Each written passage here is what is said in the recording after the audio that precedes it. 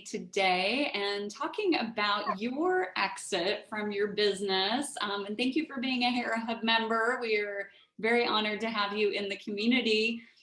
Before we get into your company and your exit, talk a bit about your background. Where are you from? Talk a little bit about your early career, and then founding Westover Consultants that you had for 31 years.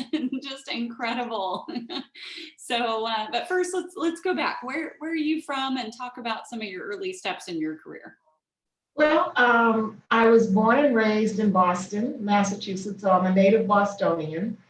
I don't think I have too much of my Boston accent left because I've lived all around the country, different places, but that's where I started out. And I went to Simmons University. It was Simmons College at that time. Simmons is a women's college. I majored in sociology, thinking that I was going to do something in the field of sociology.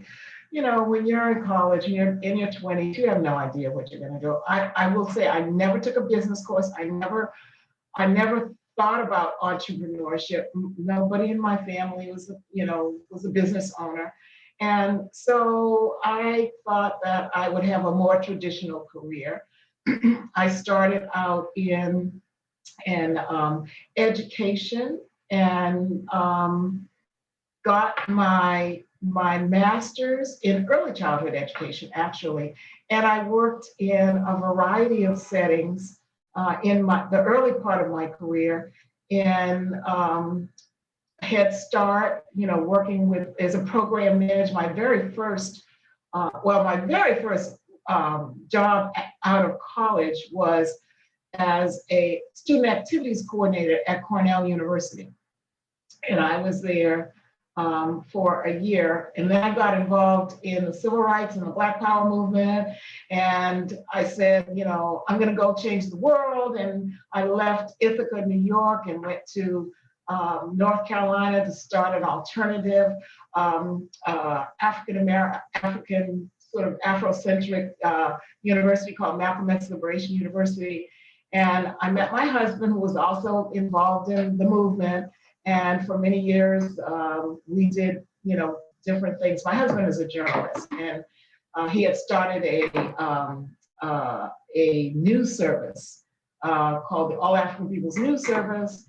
My very first job in DC was as a program manager for a project that was called Home Start. It was a part of Head Start, if you've heard of the Head Start program, early childhood program.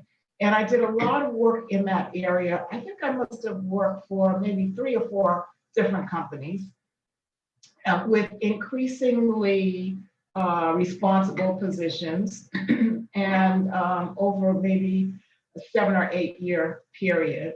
And most of those companies had either a combination of corporate and federal government clients, or almost exclusively federal government clients. And so that's how, in the contracts that I ended up working on, for the most part, were federal government contracts. I was managing those contracts, responsible for interfacing with the project officer, government project officer, and all that. So over the years, over that first phase of my career, that's how I got familiar with government contracting. And in fact, that was really all I knew, because I had cut my teeth starting out as a program assistant, and then a program manager, and then a division director. I had 14, 15 direct reports, and I was doing a lot of proposal writing and marketing, and all that goes along with government contracts.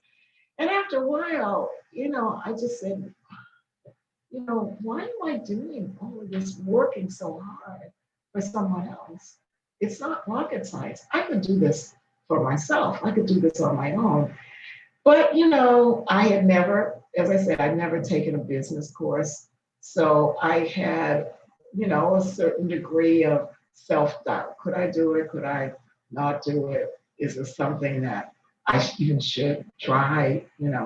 And it took me a while to really get to the point where I said, the worst thing that could happen is that I would get out there and start a business doing things that I knew, and I'd give it everything I could.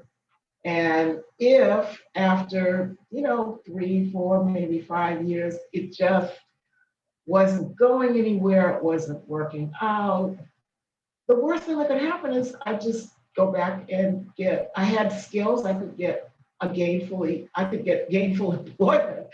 And so, but I thought about, at the time that I was really giving serious thought to this, our son was getting ready to go, I think, into middle school. And so we had a little bit of time before we were faced with college, And I said, now is probably the best time to give it a try. Because, if it doesn't work, I can always go back and get a job. And my husband was gainfully employed. He was doing well. He was well along his career. And so I said, let me just, try it. And I stepped out there on faith, never, ever thinking that I would be in this for 3 decades plus. But, you just don't know at that time. So, and the one thing that kept sort of gnawing at me, which was one of the factors that made me do it, maybe give it a try, is I didn't want to look back, 10, 15, 20 years and wonder, if could I have done it? Have the coulda, shoulda, could I do it? And have all those doubts and regrets. When I first started out, I was just in my basement by myself, and I got 1 or 2 small contracts these were training. And I did a lot of, in the early years, I did a lot of leadership development training, listening skills, communication skills, that kind of thing. And I got a contract with, my first government agency was the Department of Commerce. And so I partnered with a friend who was a solopreneur. It was interesting as we were sort of comparing our careers.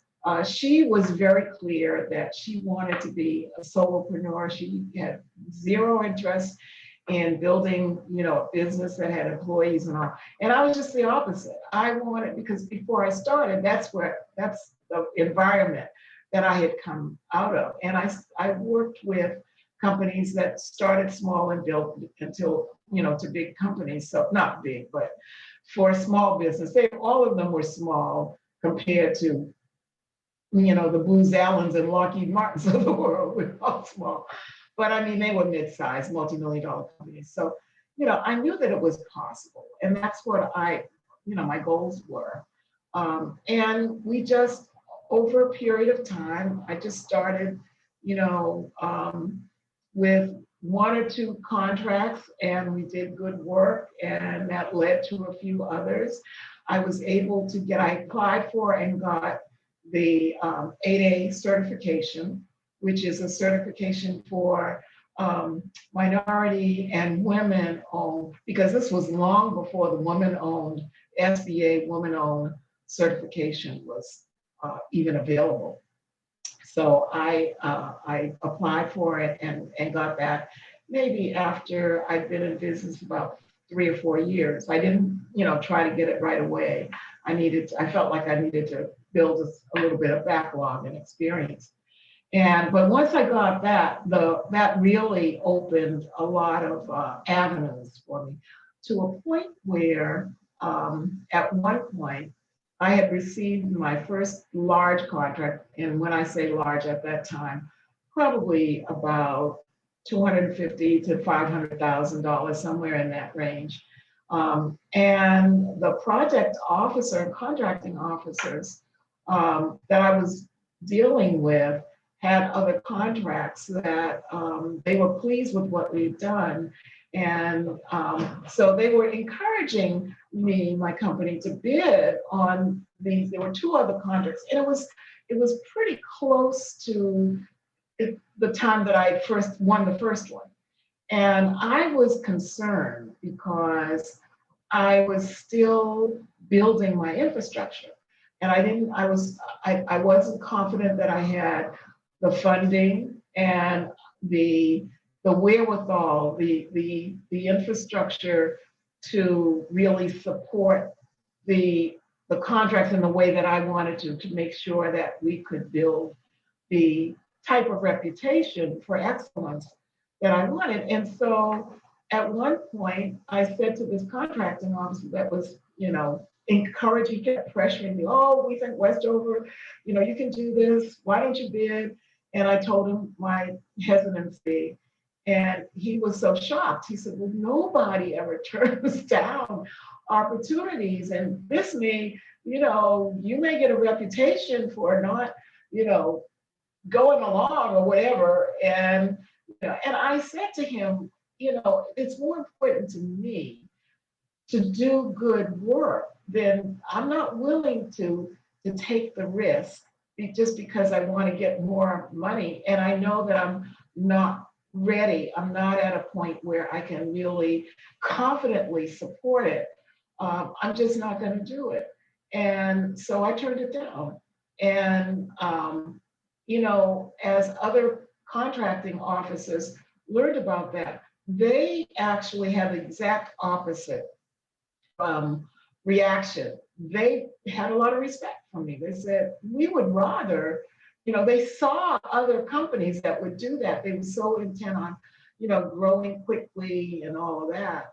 And I was more intent on doing good work and making sure that my reputation could stand on its own, which over a period of time it did, because we had people seeking us out, mainly leadership development, management training, and all, and we got contracts in those areas.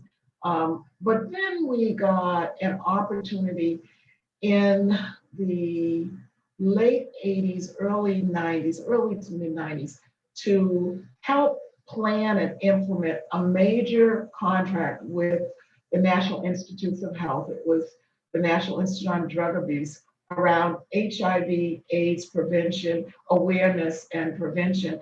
And this was at a time when AIDS was ravaging, many communities at risk. So this particular agency was looking to find companies that could help them, not so much on the scientific side of trying to find a cure to HIV, because at that time they didn't even know it was HIV. They didn't know what it was. They were looking for someone, a company that could help them design a curriculum and develop a training program aimed at at-risk youth. These are kids who are adolescents who are in and out of the juvenile justice system, who some of them were homeless, runaway, whatever. They had all kinds of, backgrounds that led them to the unfortunate lives that they were living, but they were really, really at risk. And so they invited my company along with some others to come in and make a presentation. And at first I was a little hesitant because I said, I don't know anything about HIV. And the program people said, none of us know that much, because this was really in the early stages, and we're still all investigating it. But what you do know that we don't is how to put a curriculum together. You know how to put training programs, and this population. You know how to reach this population, and that's what we need. So when I heard that, I said, hey, okay, let me see what I can do. And the original contract that we got awarded, I think it was in like 91 or 92, 1991, 92, around then, was supposed to be for a year. We ended up operating that contract for a 7-year period. And we could see that we were saving lives, which was something that meant a lot to us. And so, as time went on in those kind of projects, we built a reputation for behavioral health aimed at, active behavior change, focusing on behavior change and interventions that were both, effective, but also reflected cultural competence, the cultural awareness and cultural competence that was so important to getting positive results and getting engagement on the part of the populations that we were working with. So those kinds of contracts just led to more, and we became sort of a go-to company, consulting and management consulting firm for in the areas of behavior change, behavioral health.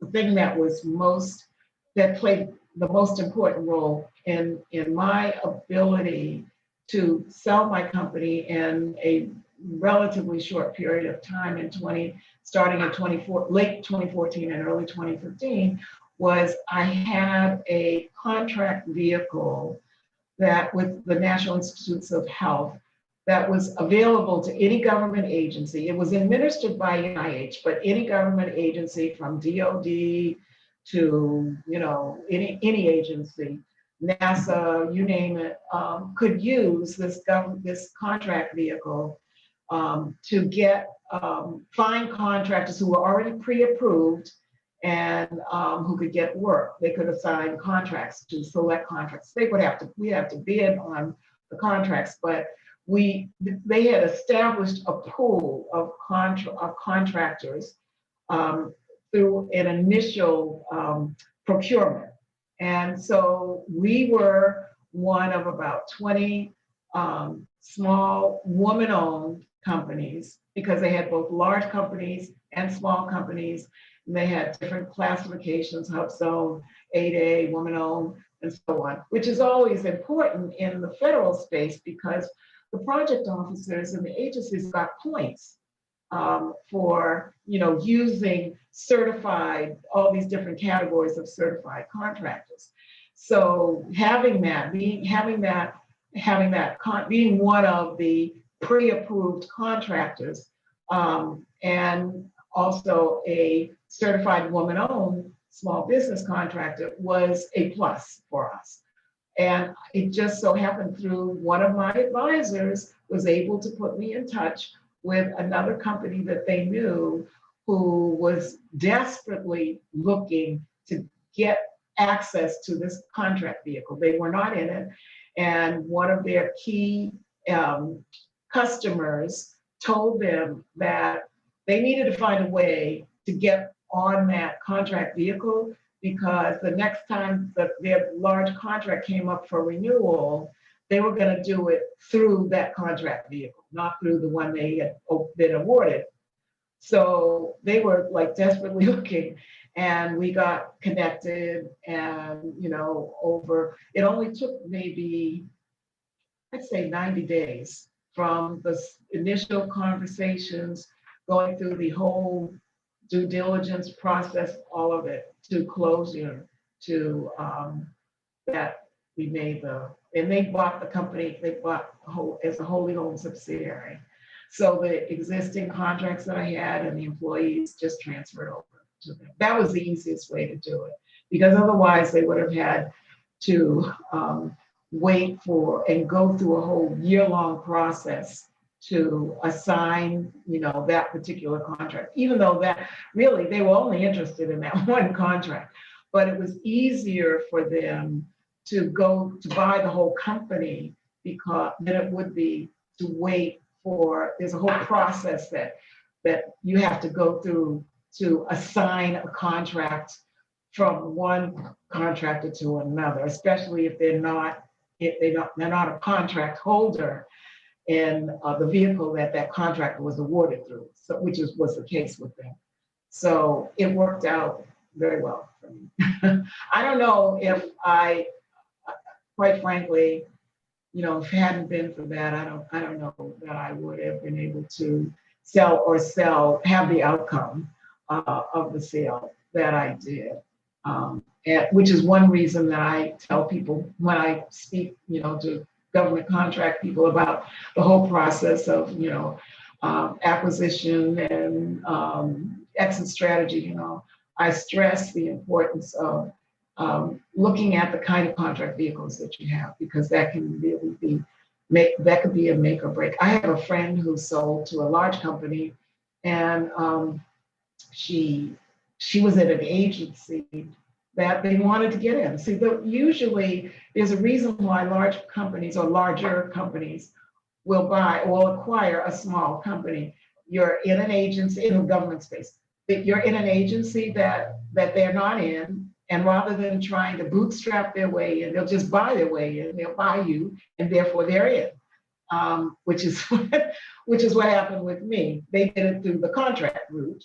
They knew they had to have this contract vehicle. So rather than waiting and trying the next time it came for recompetition and bid on and on, they just bought it. They bought their way in. And so that, just understanding how the motivation that large, because normally it's going to be in the GovCon space, it's going to be a large company or a larger company that will acquire a small business. Sometimes small businesses may merge, and grow that way. But more often it's a large company or a larger company that needs something, something that you have. How did it feel? I mean, you built this company for 31 years. That the day, so to speak, you signed the paperwork or you got the check, whatever you want to say. What was that feeling like? I had mixed feelings. When I went we had a meeting. The company that purchased my company, the new owners, because they were acquiring the employees, so they had all the employees, come, and they had a whole day of orientation, onboarding, and all. It wasn't really onboarding because they knew what they were doing, but they were new. The owners were new to the employees, and they wanted me to come, and it was tough. I'll tell you, I had a hard time holding it together because, it's my baby. I started it in my basement, by myself. And I just built it over that 3 decades into the award-winning multi-million-dollar company that it was. At our peak, we were 16 million in revenues, averaged over 3 years. So. But you know what? It's interesting because, as I mentioned, I had a couple of friends that had gone through this before me, and almost to a person, they said, Faye, they had stayed. The new owners had asked them to stay or in the covenant, the sale covenant. They'd say, you're going to be a part of, for a year or 2 year, whatever. And I'll never forget one of my friends who did that. She agreed to do that, and she regretted it. And she said, what you have to realize is that, especially if you are the founder, owner of the company, that you're in this relationship, and now you're the employee, and decisions are being made about the company that you built that you may or may not agree with, but you don't have any say in it because it's not your company anymore. And she said, if I had it to do all over again, I would have just said, no, I'm not gonna, thank you very much.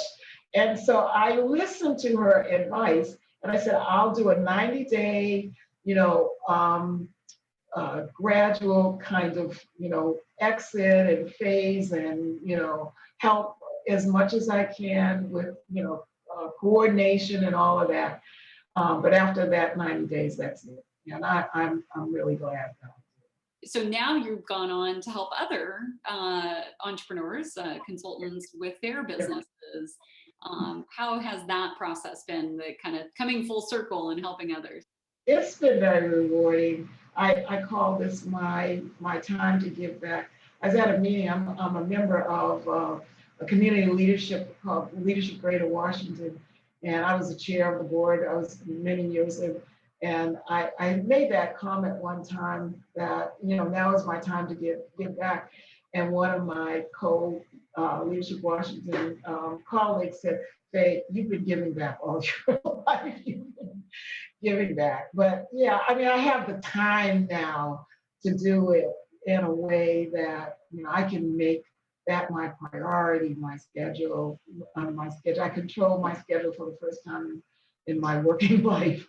And I choose to concentrate on women business owners because, I just have an affinity for that. And I'm enjoying it. I really am. I'm real clear about how much I want to do and what I don't want to do. And I'm blessed that I am in a position that I can do that. I don't want to work full time. I don't want to have employees. I'm so done with all of that, and I'm enjoying it. I'm in a good place.